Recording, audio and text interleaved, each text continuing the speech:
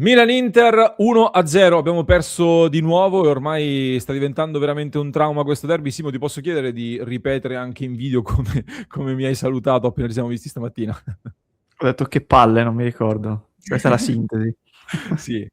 Direi proprio di sì. Simone Frizza, ben ritrovato. Romina, ben ritrovata. Ciao ragazzi, ben ritrovati a voi.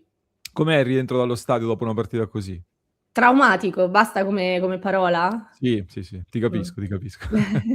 Ti capisco. E allora, ben ritrovati anche a voi, amiche e amici interisti, in questo nuovo episodio di oggi. Abbiamo 5 punti da analizzare, come spesso capita dopo la partita, lo facciamo anche oggi a freddo, ma con questo momento di terapia interista con Simone e Romina, perché questo derby va analizzato sotto diversi punti di vista, sia da quello arbitrale, sia di campo, sia la prestazione di Kivu, oltre che quella dei singoli, e poi anche in ottica futura di quello che potrà accadere. La nostra Romina ha raccolto anche delle cose importanti allo stadio di cui tra poco parleremo. Prima però vi chiedo di lasciare un mi piace, iscrizione al canale se non l'avete ancora fatto. Dobbiamo continuare a crescere per continuare a far sentire la voce di Passione Inter e vi aspettiamo nel club di Passione Inter, dove stasera alle 22 dobbiamo approfondire alcune cose che non faremo in tempo ad analizzare in questo video di oggi. Quindi il QR code lassù in alto sopra Romina va scannerizzato e vi aspettiamo lì nella nostra community. Io partirei proprio da questo tema. Allora, Romina, di quello che hai potuto percepire dallo stadio, è stato un derby caldo per l'arbitraggio, per le polemiche, e tutto nasce, diciamo, è stato un derby caldo anche per Bastoni, che era un po' il grande tema con cui ci si avvicinava a questa gara. Sono stati momenti anche, ecco, quando si parla di sportività, dici la tua. Pesante, è stato un clima veramente pesante, come vi raccontavo, perché credo di non aver mai percepito così tanta pesantezza, ecco, da parte di uno stadio o comunque di un avversario. Ieri, come sapevamo, insomma, i fischi a bastoni non sono mancati, anzi da subito al primo pallone toccato hanno cominciato a fischiare in modo esagerato, senza scadere però in cose banali, perché appunto lo sapevamo. Io metterei proprio il focus su quello che è successo nel momento in cui Bastoni è uscito, perché secondo me è lì che poi bisogna concentrarsi. Niente, nel momento in cui viene fatto fallo da Bastoni e cade a terra anche lui dolorante, comincia insomma la rivolta del pubblico rossonero, che appunto nei confronti del giocatore comincia a dire: ragazzi, cose folli che io non vorrei ripetere, però per dovere di cronaca ripeterò, cose tipo: devi morire, figlio di puntini puntini, uomo di puntini puntini. Quindi insomma un bel clima, ecco, attorno a Bastoni, che si è andato ad unire a tutti quelli che sono stati poi fischi durante la partita. Bastoni che esce molto dolorante dallo stadio, veramente molto molto dolorante dal campo, e poi Kivu spiega nel post partita che ha avuto una botta, in realtà non sta malissimo, però comunque da quello che abbiamo potuto vedere esce molto male. C'è un video che gira in zona mista che zoppica molto, sì. Dovrebbe servire un po' di riposo, ovviamente, sì. Così. Sì, è una botta, quindi gli servirà un attimo di tempo, però appunto, visto che i fischi a bastoni sono rivolti per mancata sportività, per insomma quella reazione bruttissima, mi fa sorridere che poi arrivano cori della serie "devi morire, figlio di puntini puntini", eccetera, eccetera. Quindi facciamo i moralisti quando ci fa comodo. Ipocrisia al Esatto. potere. Sì, Simo, il veleno nella coda, come si dice in questi casi, di questo derby, per me, al di là dell'episodio finale, prestazione di doveri non sufficiente, nel senso che adesso è stata sdoganata questa cosa del meno fischi e meno usi cartellini e meglio è.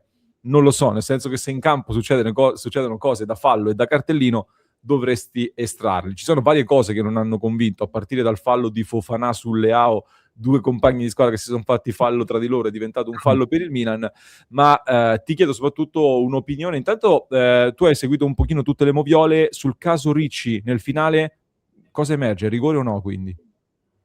Ma nella maggior parte delle moviole emerge il rigore, sì, a parte mi pare Calvarese che diceva secondo lui di no, però sia Cesare a Pressing che Bergonzi, che inizialmente anche il club di Sky dicevano di sì, anche perché la tesi Marelli di chi dice no. rigore no. Come? Marelli dice no. Ah, anche Marelli, sì, è vero, che poi ho parlato dopo. No, la tesi di chi dice rigore no è che il braccio di Ricci non va verso il pallone, va in chiusura. Ora, io sto guardando questi 2 screenshot, vai a quello prima, il braccio di Ricci è attaccato alla maglia, vai a quello dopo, il braccio di Ricci è qui. Ora, io voglio capire se abbiamo tutti gli stessi occhi e abbiamo tutte le stesse immagini, perché non lo so. Se mi viene... Allora io inizio a dire, vabbè, il sole sorge a ovest, quindi va tutto bene. E allora buttiamo tutto in vacca, vale tutto. Cioè, se questa roba qui diciamo che non è un braccio che va verso il pallone, non lo so. E questo episodio, questo elemento è quello che certifica, a mio parere, la punibilità, perché va oltre qualsiasi altra situazione del posizione congrua, aumento volume corporeo, che non ci sono queste cose, ma se tu vai col braccio verso il pallone, il calcio di rigore. Punto 1 del regolamento, è proprio il punto 1 che stabilisce quando un fallo di mano è effettivamente tale. No, infatti questo è il punto cruciale, perché ci sono degli elementi di non punibilità che hanno portato tanti a fare anche quei cosiddetti paragoni che hanno sempre poco senso, ma che in tanti casi vanno fatti. Qualcuno mi diceva, ma allora Dumfries a Napoli. La differenza sta proprio qui, perché come Dumfries a Napoli, è vero che il pallone sarebbe andato nella figura di Ricci, ma la differenza sta nel fatto che lì Dumfries non va ad allargare il braccio, non fa il movimento che ricorda invece il movimento che ha fatto Bissek in Interlazio. E qui su Passione Inter ci siamo presi anche gli insulti l'anno scorso, perché io ho sempre detto, per me quello di Bissek fa un'ingenuità ed è calcio di rigore, ma allora, per coerenza, anche questo è calcio di rigore, punto, stop. Quindi il fatto che lui faccia questo movimento goffo, è un movimento goffo che a me dà proprio l'impressione di quello che dice, si trova il pallone, dice faccio il movimento, però no, dopo è rigore, quindi istintivo, è solo istintivo. Assolutamente. Quindi questo cancella tutti gli elementi di non punibilità e questo è calcio di rigore. Un calcio di rigore che arriva in pieno recupero nel finale di un derby pesa. È una questione molto molto pesante. Soprattutto mi ha fatto anche abbastanza infastidito un Costa Curta che in maniera un pochino arrogante ha voluto dire fino a 2 settimane fa questi li davano, è giusto che adesso non li diano, ma poi comunque c'è stata anche una partita, vogliamo parlarne, un pochino di arroganza di Costa Curta in questa cosa, nel voler mettere sotto al tappeto questo discorso. Anche Ambrosini è stato silenziato mentre stava parlando di episodi dubbi, mentre mi è piaciuto Giaccherini che ha parlato di esperienza di Leao quando si è preso il fallo sul tocco di Fofana. Va bene, va benissimo. Per fortuna noi qui però possiamo permetterci di alzare la voce. Chiaramente Romina, come abbiamo detto anche noi in diretta, io lo dico, il rigore ce lo danno. Io, per come ho visto la partita, francamente ho la sensazione che avremmo potuto anche sbagliarlo, perché poi bisogna trasformarlo. E quindi dallo stadio che partita è stata?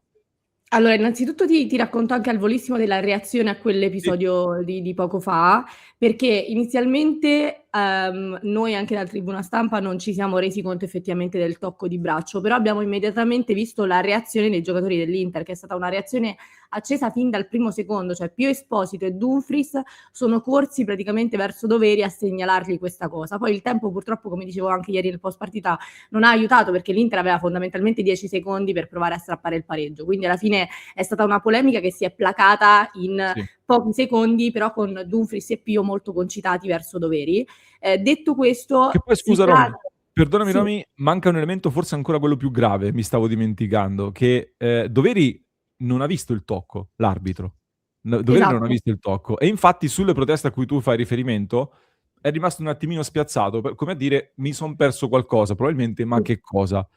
E qui allora ci si chiede perché Abisso al VAR, che aveva visto un fallo di Capezzolo, come disse Spalletti in Fiorentina Inter, non richiama in questo caso Doveri. Qui Graziano Cesare addirittura ha parlato di sudditanza psicologica, cioè di un VAR che è meno bravo dell'arbitro di campo, e dice l'arbitro di campo avrà visto sicuramente meglio, me ne lavo le mani.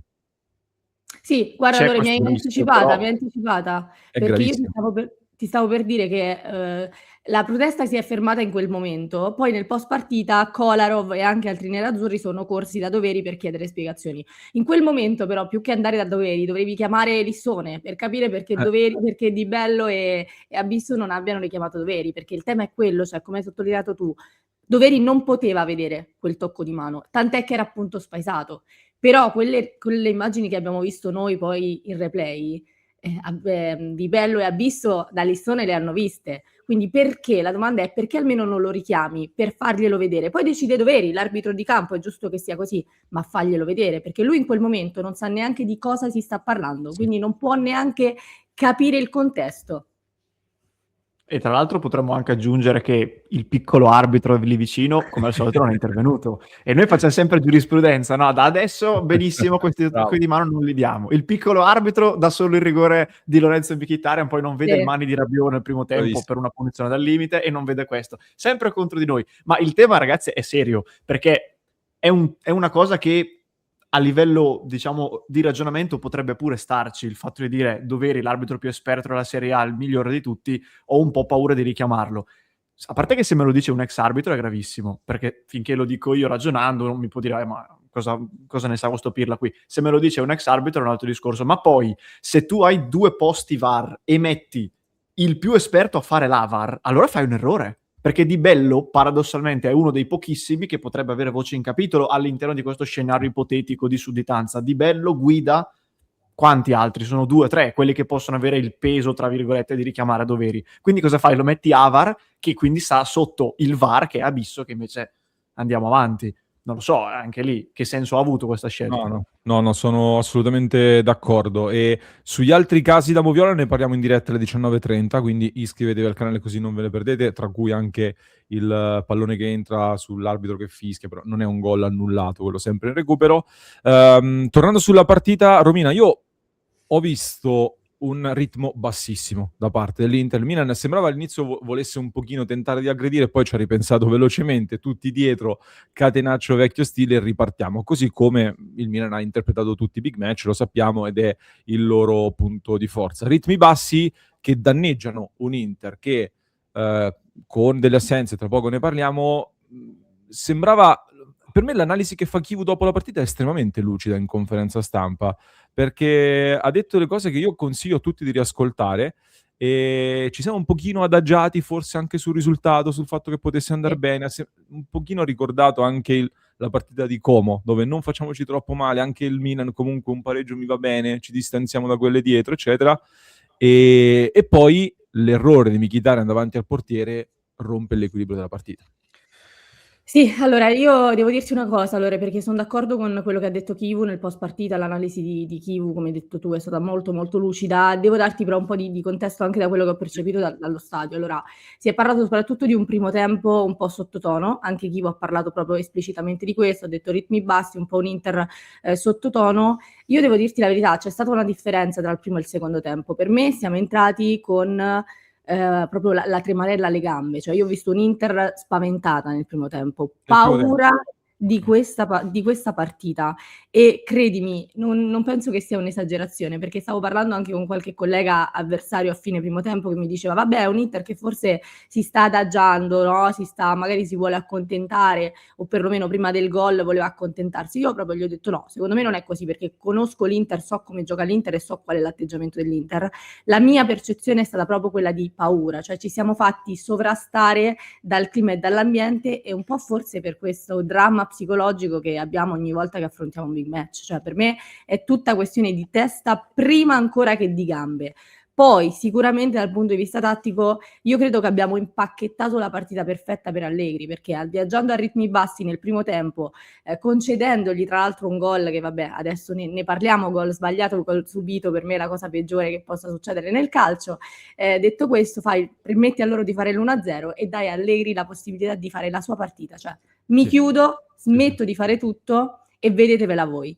Quindi è stata proprio impacchettata perfettamente per Allegri, che era tutto quello che io non mi aspettavo. Cioè io mi aspettavo un Inter invece a ritmi molto alti, un Inter molto aggressiva fin dal primo tempo e soprattutto un Inter che con la consapevolezza anche del fatto che non eri tu che avevi da perdere qualcosa, perché il Milan che se perde questa partita va a meno 13, tu hai un vantaggio di 10 punti su questa squadra, non puoi entrare in campo con la paura. E le parole di Di Marco secondo me sono state anche significative su questo, cioè lui ha detto non siamo stati in grado di riuscire poi a reagire al gol, psicologicamente non siamo stati in grado, cioè torna sempre il fattore mentale. Questa squadra è una squadra traumatizzata che purtroppo negli scontri diretti mostra tutto questo trauma. Però è un punto di vista che ci sta, voglio andare un po' più a fondo su questa cosa. Tra poco parliamo anche secondo me ci sono stati degli errori di Chivu in questa partita e tra poco ci arriviamo. Però Simo, a cosa la leghiamo allora questa paura? Cioè è un discorso di non sentirsi forti, è un discorso di le assenze di cui magari tra poco parliamo ci fanno dire però abbiamo l'alibi, come un po' è stato anche per il Napoli, che Conte ha detto non abbiamo mai fatto alibi, ma in realtà l'abbiamo visto che ogni volta che potevano ritiravano fuori questa cosa. E se tu ti crei l'alibi delle assenze, ti manca qualcosa in partita. Tu dici vado a giocare col Milan, ma giocano quelli che non sono i più forti, perché mancano gli altri. Oppure cosa c'è stato secondo te? Questo no, nel senso che, O il come dicevo braccino? anche... Sta venendo il braccino? Perché la Mh. distanza è ampia?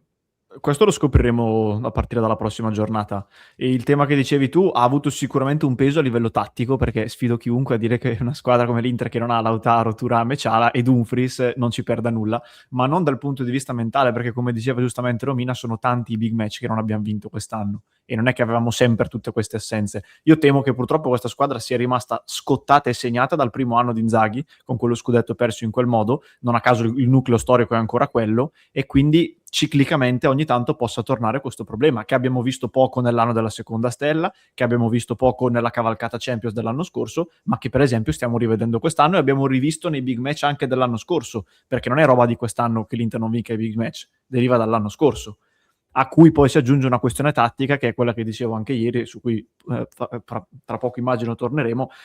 Però a livello mentale, ragazzi, l'Inter è una squadra che non è in grado di soffrire, non è in grado di soffrire. Il Milan invece gode della sofferenza per certi versi, tant'è vero che vince tutti i big match o comunque non ne perde quasi mai. L'Inter no, l'Inter fa l'esatto contrario nella maggior parte dei casi. Ma quello che dici tu, Simo, apre un tema profondo, nel senso Certo. che apre un tema profondo del bisogna mettere le mani seriamente su questa squadra, allora, perché c'è un seme avvelenato a questo punto. Ma fin dall'estate lo ripetiamo, a maggior ragione dopo la finale di Monaco. Ti ricordi cosa dicevamo fin dall'estate? Io non sono mai stato per la rivoluzione totale, tuttora non lo sono, ma non ero assolutamente nemmeno per la conferma totale. Purtroppo questo è stato fatto e per fortuna che comunque stiamo andando bene, perché parliamo ancora di un +7 e uno scudetto che si può ancora vincere. Però ragazzi, certi problemi, se ne riparliamo costantemente da 5 anni a cadenza regolare, vuol dire che non sono stati risolti. Ragazzi, non è un caso che prima della partita noi parlavamo del fatto che forse i giocatori meno abituati avrebbero avuto meno peso mentale, perché quelli che invece sono abituati, purtroppo, perché ovviamente dico purtroppo, cioè mostrano veramente proprio timore, ragazzi, timore. Sì, detto che poi ieri... Oggi a dire il derby perso ci fa cagare addosso, scusate il termine. Per che motivo? Siamo a +7. Perché? Perché abbiamo il precedente di... e quindi però anche il discorso della pressione. Cioè... Sui nuovi, però, ragazzi, vado a vedere la partita di ieri. Chi incide in negativo? Allora, l'errore sul gol è di Luis Enrique, soprattutto, che fa una giocata. Ho sentito Ranocchia che si mordeva un po' la lingua nel non voler massacrare Luis Enrique, ma però il pallone tra terzino e difensore centrale nel momento in cui si è schierato quasi a 4 è una cosa che non può passare, non può esistere e quindi commettere errore. Davanti ti sono mancati Bonni e Pio Esposito, che sono rimasti annegati in mezzo ai difensori del Milan, quindi è anche un discorso dei nuovi, fermo restando tutto il resto. Mkhitaryan che ha sbagliato quel gol, Di Marco che si trova sul piede un gol che nel 90% dei casi non sbaglia, nella partita di ieri finisce in tribuna, e questo ci porta anche all'altro tema. Vado al discorso Bonni-Pio Esposito. Era un tema molto discusso prima di questa partita, la coppia di attaccanti, giovani, prima volta che giocano insieme, si è vista tutta questa prima volta che hanno giocato insieme. Io ragazzi vi do un paio di input, un po' di cose, perché qui secondo me c'è tanto di cui discutere. Pio Esposito è stato il giocatore che ha duellato di più in questa partita. Se non vado errato, 10 duelli, forse solo Bastoni si è avvicinato, 5 duelli li ha vinti, 2 su 3 di quelle aeree, quindi si è sporcato molto le mani, si è dato da fare. Bonni meno. Questo dal mio punto di vista mi concede un mezzo voto in più a Pio Esposito rispetto a Bonni, ma comunque prestazioni insufficienti di un reparto offensivo che è scollato dalla squadra, da quando manca soprattutto Lautaro Martinez, che anche qui io aggiorno questo conteggio che sto portando avanti: 5 partite senza Lautaro Martinez, 5 partite senza gol degli attaccanti, le ultime 2 0 gol dell'Inter. Non succedeva da tantissimo, anche per l'Inter 2 partite consecutive senza gol. E quindi quando si parla di Lautaro si fanno paragoni giusto per far su 2-3 click, poi ragazzi te ne accorgi soprattutto quando ti manca un giocatore così, soprattutto dal punto di vista del pericolo potenziale. Nessuno mi toglie dalla testa che i Pavlovic, De Winter e Tomori abbiano detto davanti abbiamo Bonni e Pio Esposito, sono bravi, sono forti, sto Pio Esposito lo esaltano tutti, mediaticamente gli sbatto il muro in faccia stasera, e sono stati anche più sfacciati quindi nella difesa, quindi anche più coraggiosi.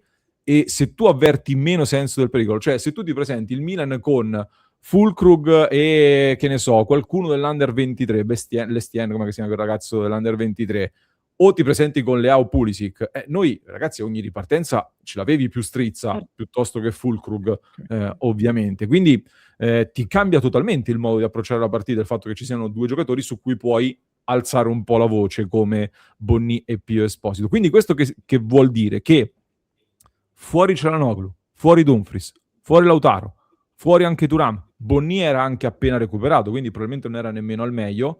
Non hai alternative in attacco, hai molte meno soluzioni a gara in corso, perché tra l'altro anche Çalhanoğlu, come ha detto Chivu, non stava bene, quindi anche quello va considerato.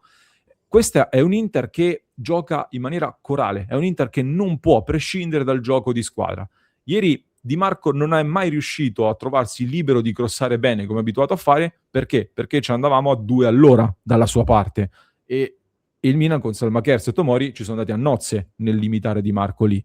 Quindi ti manca il gioco corale, sui piazzati sei stato meno preciso e uno te lo hanno annullato, comunque hanno chiuso quell'occasione lì in quel modo lì, e non hai le famose caratteristiche di cui parla sempre Simone, e non solo, ti vai a scontrare contro questo muro di una squadra che è forte, perché questo Milan, ragazzi, è forte. Io lo dico da inizio anno, qualcuno mi prende ancora in giro perché dico che questo Milan è forte. Milan sta facendo un cammino molto importante anche a livello di punti, con giocatori che sono stati pagati e sono forti. Quindi ci sono dei problemi, sicuramente, ci sono stati degli infortuni che hanno inciso tanto su questa partita, e ti sei presentato a questo derby in delle condizioni in cui l'Inter sta un pochino annaspando. Questa è un po' la mia sintesi, che ha in Bonni, Pio Esposito la vetrina sostanzialmente. Non so se siete d'accordo, ragazzi, se sono stato chiaro. Io sì, però aggiungo una ulteriore domanda. Che cosa avremmo dovuto fare? Perché il fatto che io insista di continuo su questa cosa delle caratteristiche anche a mercato chiuso, e come tu stesso mi dicevi ieri, non si poteva fare mercato, quindi queste abbiamo. Certo, però la domanda è cosa potevamo fare. L'unica potenziale alternativa poteva essere impostare la partita in maniera del tutto opposta, cioè fare il Milan, mettersi dietro e provare a ripartire. Ma non è una cosa che una squadra che non fa mai all'improvviso comincia a fare, cioè ti viene anche naturale poi giocare come sempre. L'unica alternativa di caratteristica, cosa dicevo ieri, di elettricità, è Diouf. Era l'unica cosa che si poteva fare. Per il resto lo spartito dell'Inter è perfettamente logico e organizzato, ma quando devi uscirne ha 2 barriere e non riesce ad uscirne. Però secondo me anche Pio non è stato messo troppo nella condizione di fare il Pio, cioè ieri il lavoro che ha fatto Pio è stato un lavoro diverso da quello che magari potrebbe fare lui, cioè mi sembrava un po' mortificato, tra virgolette, al di là del discorso dei difensori del Milan che probabilmente avevano una tranquillità diversa, che hanno fatto muro e siamo d'accordo, però Pio mi è sembrato molto mortificato, cioè ha fatto un lavoro molto in mezzo al campo, ha corso tantissimo, e però non riusciva a fare quello che in realtà lui sa fare, cioè essere l'uomo in mezzo all'area che butta dentro la palla.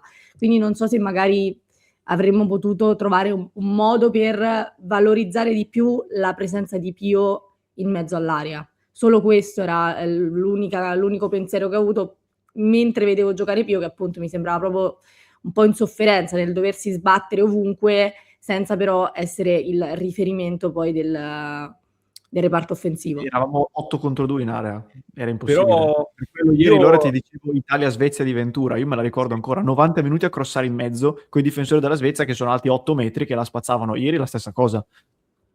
Però io secondo me ci sono anche delle responsabilità di un Pio Esposito che è giovane, che deve ancora smaliziarsi su alcune cose nel modo di riempire l'area. Ieri, ragazzi, si vedeva che non hanno mai giocato insieme Bonni e Pio Esposito. C'è stata un'azione con Luis Enrique, se non sbaglio, che riesce per una volta ad arrivare al cross, sia Bonni che Pio Esposito vanno sul primo palo, cioè non hanno diviso l'area minimamente, quindi si vedeva. Ma questo ci collega anche al quarto tema, che è quello degli errori di Chivu, col punto di domanda se ci sono o no, secondo molti. E prendo spunto da quello che diceva Simo, di cosa si poteva fare di diverso.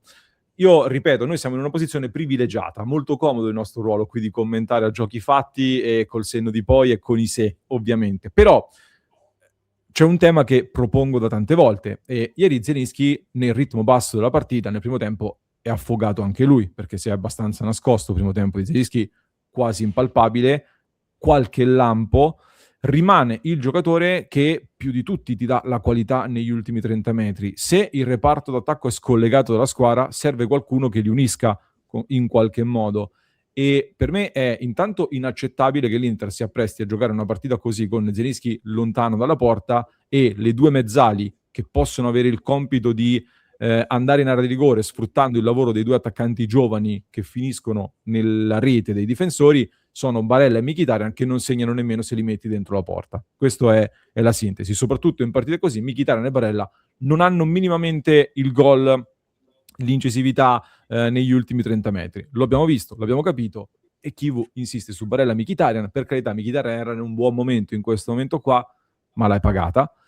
E per me, che cosa poteva fare Chivu? Allora, quindi mi verrebbe da dire, se vogliamo parlare proprio terra-terra, Zielinski, mettilo mezzala, prova Barella mediano, e riprovi Sucic a destra, magari. Vuoi provare Frattesi? L'ingresso in campo di Frattesi, tu avevi preso i dati, Simo?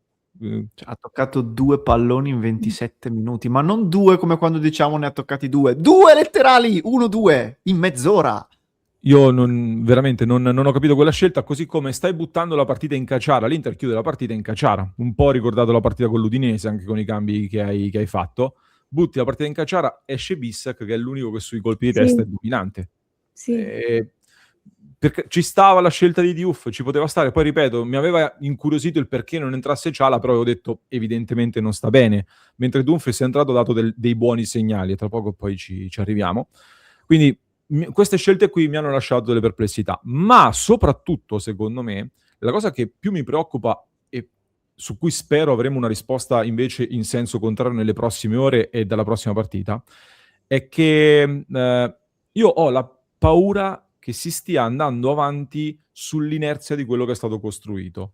Cioè, quell'Inter più verticale, più aggressiva che avevamo intravisto, quegli esperimenti di inizio anno, eccetera, mi sembra che siano andati un pochino in secondo piano, un pochino in soffitta in questo momento. Tant'è che ieri, dopo la partita, fa una dichiarazione Chivu che mi ha incuriosito, me la sono appuntata, perché gli chiedono non mi ricordo se a DAZN o a Sky o dove, gli hanno chiesto se ha valutato in assenza di altri attaccanti di giocare con una sola punta, e lui dice no, perché non voleva togliere certezze a questi ragazzi. Quindi a questo punto della stagione stiamo andando avanti su quello che è stato costruito da tanto tempo, e non si è provato a cambiare, si è tornati forse anche un po' sui propri passi rispetto ad alcune cose che stavamo vedendo all'inizio dell'anno. Capisco il non voler togliere le certezze, diciamo che visto il momento un attimino da gestire che stai sbandando, la preoccupazione che possa essere un po' di aquaplaning, dove dici lascio andare la macchina così, con quello che è il percorso che ha già intrapreso, devi dare un attimo una botta di raddrizzata, secondo me. Però ci sono anche degli elementi positivi, ecco, in questo senso, che tra poco voglio analizzare. Ditemi, Romina, Simo, che ne pensate voi? Sì, diciamo che Chivu aveva fatto capire già da prima della partita che non avrebbe fatto grossi cambiamenti. Cioè lui ha detto per cambiare modulo, per giocare ad una punta come abbiamo già fatto, per giocare con 2 trequartisti dietro la punta, secondo me c'è da fare un lavoro maggiore. Però io sono d'accordo con te, cioè nel senso l'Inter può cambiare forma durante una gara, soprattutto in base a come si mette la gara, quindi il fatto che lui voglia accomodarsi un po' su quello che è stato fatto finora mi sembra più un passo indietro che un passo avanti, cioè il voler per forza di cose, diciamo, mettere in una condizione di tranquillità la squadra è poi qualcosa che forse ti mette più in difficoltà, cioè dovresti un po' più essere in grado di prendere una forma diversa. Lui dice sempre momenti, allora se vogliamo diciamo così, leggere bene i momenti, devi anche capire quando devi cambiare un po' forma e devi essere in grado di farlo, quindi sì, è un po' un limite, cioè potrebbe diventare, soprattutto in quest'ultima parte della stagione, un po' un limite, perché torni a fare gli stessi passi che hai sempre fatto, che sì, ti hanno portato fino a dove sei arrivato, però talvolta appunto in alcune partite hai visto che sei costretto comunque a non poterti accomodare sempre sulle solite cose, quindi questo potrebbe essere limitante. Però ragazzi, può essere vera questa cosa, detto che nelle ultime settimane abbiamo affrontato avversari particolari in partite particolari con assenze particolari, Milan, Como, lo stesso Bodo Glimt, quindi non so se si possono considerare alla pari delle altre partite, ma soprattutto stiamo recriminando, tra virgolette, a Chivu di fare quello che l'Inter ha sempre fatto, quando è esattamente quello che l'Inter fa da 5 anni. Cioè sono 5 anni che anche a livello di mercato e di scelte viene detto continuità totale. Quindi non posso francamente dare delle responsabilità eccessive a Chivu se non ribalta i paradigmi tattici di una squadra che è sempre la stessa da anni e che in estate voleva cambiare con 3 colpi precisi, non gliene è arrivato nemmeno uno. Cioè è stato anche bravo in realtà a farlo in certe situazioni, però è una particolarità in chiave positiva quella, che non una in chiave negativa questa, secondo me. E infatti quello che tu dicevi, Lore, sulle scelte, sono d'accordo con tutte le osservazioni che hai fatto, ma sono cose piccole. Cioè, metti Barella al posto di Zielinski, li inverti, ok, ci sta. Però alla fine lo spartito rimaneva quello, secondo me. Non cambiava nulla. Certo, magari Zielinski qualche metro più avanti trovava un tiro da fuori, ma era comunque un episodio. Lo spartito generale rimane quello, perché quelli sono gli uomini. Lo dice sempre anche sì, Bergomi, certo. sono totalmente d'accordo. Sì, beh, certo, nel momento in cui gli ingredienti sono quelli, non è che da se hai uova e zucchero ti puoi tirar fuori una pasta all'uovo, chiaramente. Però questo è un po'... era per cercare di cambiare un pochino spartito all'interno di quelle che sono le note che hai a disposizione. Ma io in tutto questo, ragazzi, delle cose... Comunque, adesso è un po' un momento della verità. Chi ti è sembrato nervoso, Romina? L'hai percepito... Allora, meno nervoso dell'ultima partita di campionato, quando vi avevo raccontato che era arrivato proprio scocciato per tutto quello che si diceva sull'Inter. Forse l'ho percepito un po' più amareggiato, Lore, anche quando ha parlato dell'atteggiamento del primo tempo, di questa cosa qua, mi è sembrato un po' più proprio amareggiato, ecco, questo è il termine secondo me giusto. Non arrabbiato, era più arrabbiato Akanji era più arrabbiato. Sì. L'ho visto anche un paio di risposte un po' piccate. Sì, Akanji era più arrabbiato di Kivu, sì. Io durante la partita, ragazzi, fin dai primi minuti l'ho visto molto animato anche sulle decisioni arbitrali. Sì. Primi un paio di falli già con le braccia larghe così. Cioè l'unica cosa in cui ha un po' stemperato è stato quando ha detto a Salemaker se l'hai toccata di mano sorridendo. Ma di solito Kivu non è così teatrale anche nelle proteste. Fin dai primi 5-6 minuti c'è stato un fallo che non ci hanno dato a centrocampo. Lì a me un campanellino d'allarme si è acceso. Forse era un po' teso da quel punto di vista e ci sta. Era irrigidito poi, considerate che io non avevo una visuale perfetta sull'area tecnica, però c'è stato un momento, perché avevo proprio un faro davanti, quindi non era molto comodo, però c'è stato un momento in cui sono stata praticamente a fissare Kivu per qualche minuto. Lui era immobile, proprio immobile, non si è mosso di una virgola, braccia tese, braccia irrigidite, così fermo, senza fare nulla, e mi ha dato proprio la sensazione di totale rigidità. Cioè il Kivu di solito è uno che si muove molto, che sbraccia molto. Tu hai detto su questi episodi è un po' sbracciato, ed è vero, Simo, però ieri è stato molto più, secondo me, in tensione che in agitazione. Sì. E l'agitazione secondo me è molto diversa dalla tensione, perché la tensione vuol dire che sei proprio irrigidito, che hai quasi paura, che hai quasi timore. L'agitazione vuol dire che sei concitato, quindi ripeto, soprattutto nel primo tempo era proprio un clima in generale di tensione e un po' di paura. Anche Kivu, secondo me, avendo percepito questo atteggiamento da parte della squadra, l'ha un po' assorbito.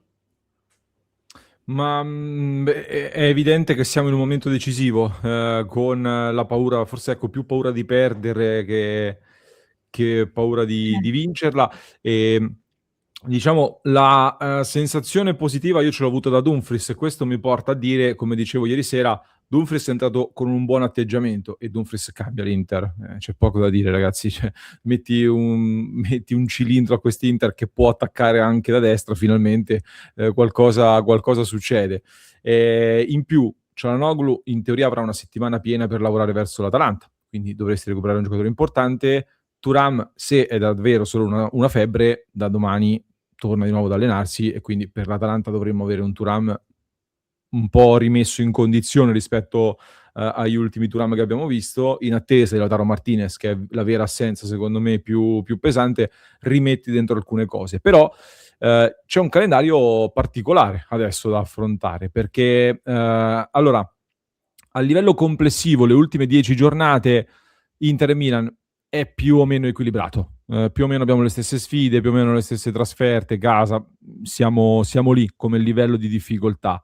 Certo che noi ci ricordiamo il nostro Cesc, vabbè, non lo dico pubblicamente come chiama quello scudetto Cesc, che saluto, però ci ricordiamo quello scudetto del Milan, che poi non hanno più sbagliato un colpo, e qui devono non sbagliare più un colpo, perché l'Inter sulla carta, se prosegue nel suo cammino, 3 sconfitte in questo finale di stagione sarebbe veramente clamoroso. Vabbè, senza entrare in questo, già con l'Atalanta devi dare una risposta, perché altrimenti il Milan a Roma con la Lazio può prendersi 3 punti, visto che la Lazio è più focalizzata ormai sulle altre competizioni piuttosto che sul campionato. Noi andiamo ad affrontare l'Atalanta, un'Atalanta che avrà domani il Bayern Monaco in casa. Poi avrà mercoledì il ritorno a Monaco di Baviera, mercoledì della prossima settimana, quindi in realtà la sfida col Bayern è abbastanza distanziata dalle 2 partite di Champions e lì bisogna dare subito una risposta.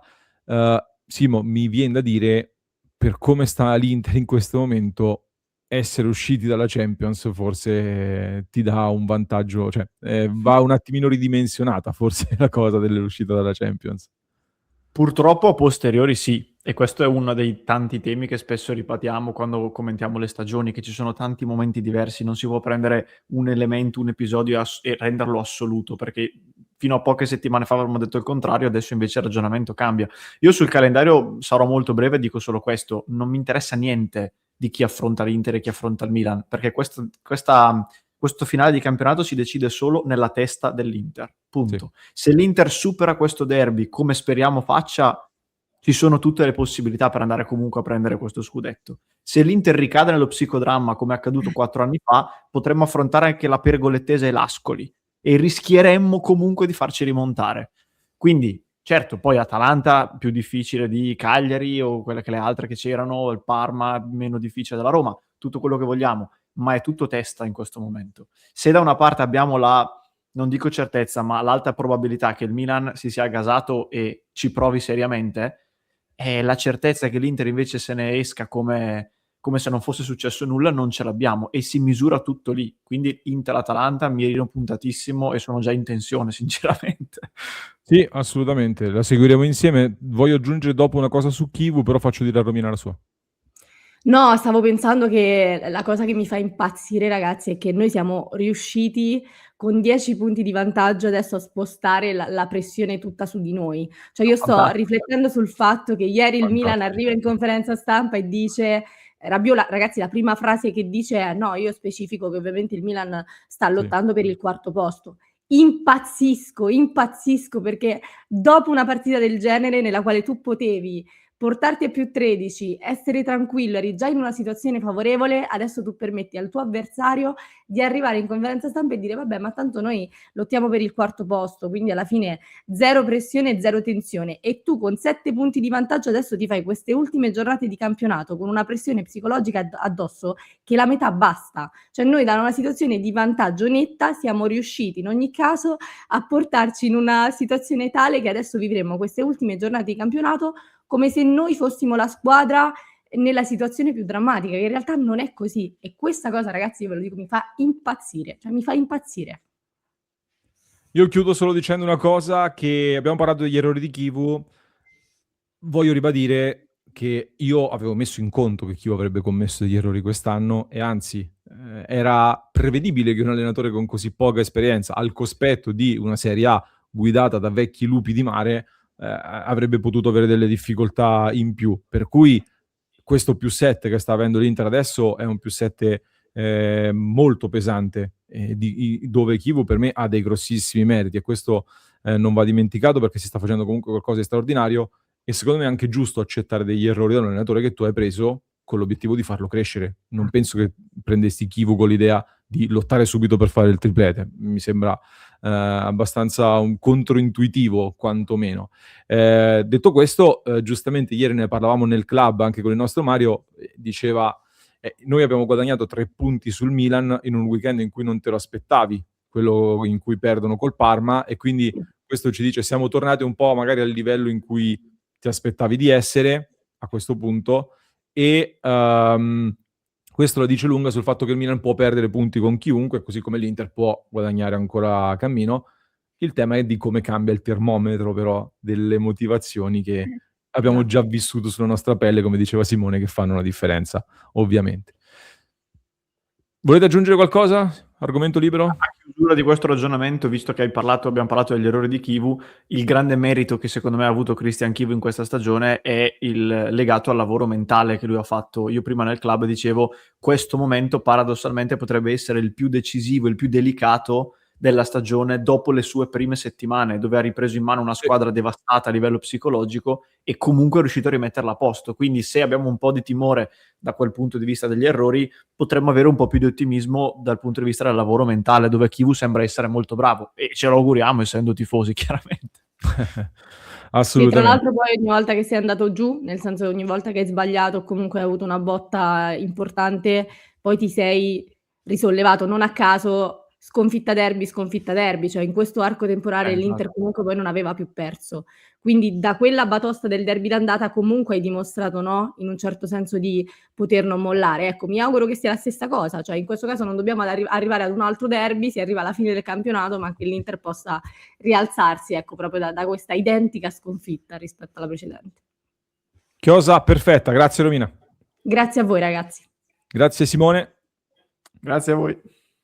E qui ci sarebbe un grazie al puntini, ma mi raccomando, vi aspettiamo con un altro approfondimento che trovate in descrizione qui sotto per chi ci ascolta in podcast, mentre ricordandovi che stasera ci vediamo nel club alle 22, per chi ci segue su YouTube vi lasciamo un altro video proprio sopra la faccia di Simone, eccolo qua.